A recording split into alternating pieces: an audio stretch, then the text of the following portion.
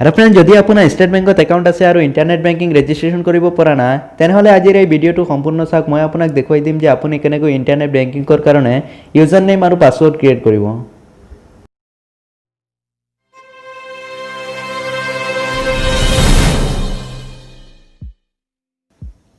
Friends, internet banking registration करार कारण प्रथमते अपनी YONO lite SBI app install कर लग। ओपन करार लगे लगे एनेका एटा इंटरफेस देखा पाब।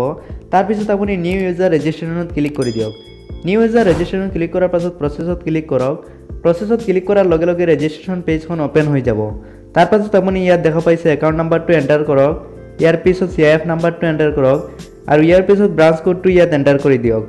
तार पाছত अपनी काउंट्री टू इंडिया सिलेक्ट कर लग। सिलेक्ट करार पिছত अपनी ইয়াত আপোনাৰ रेजिस्टर मोबाइल नम्बर एंटार कर दियक। रेजिस्टर मोबाइल नम्बर एंटार करार पिছত फैसिलिटी रिक्वायर्ड टू अपनी फुल ट्रांजेक्शन राइट सिलेक्ट कर लग। सिलेक्ट करार पिছত अपनी ইয়াত যেটো ক্যাপচাৰ কোড দিয়া আছে এই বক্সটোত আপুনি এন্টাৰ কৰি দিয়ক।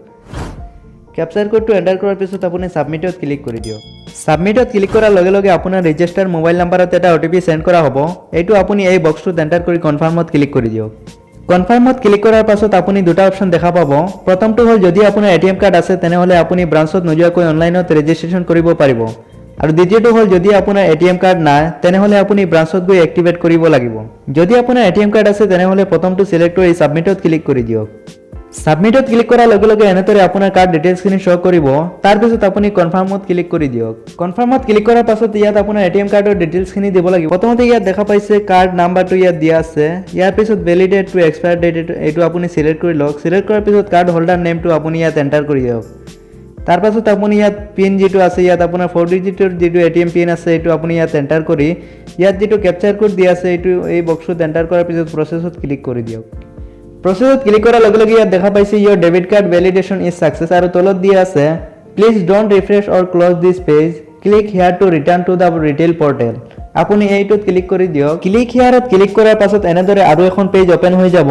তাৰ পাছত আপুনি ইউজাৰ নেম আৰু পাছৱৰ্ড ক্ৰিয়েট কৰিব লাগিব। ইউজাৰ নেম বক্সত আপুনি আপোনাৰ নামটো এন্টাৰ কৰিব পাৰে আৰু টাৰ্মছ এণ্ড কণ্ডিশ্যনটো একচেপ্ট কৰাৰ পাছত নিউ লগইন পাছৱৰ্ড বক্সত এটা পাছৱৰ্ড এন্টাৰ কৰক। পাছৱৰ্ডৰ ফৰমেটটো এনেদৰে হ'ব লাগিব। ইউজাৰ নেম আৰু পাছৱৰ্ড এন্টাৰ কৰাৰ পাছত সাবমিটত ক্লিক কৰি দিয়ক। সাবমিটত ক্লিক কৰাৰ লগে লগে আপোনাৰ ইণ্টাৰনেট বেংকিংৰ ৰেজিষ্ট্ৰেশ্যন সাকসেসফুল হৈ যাব।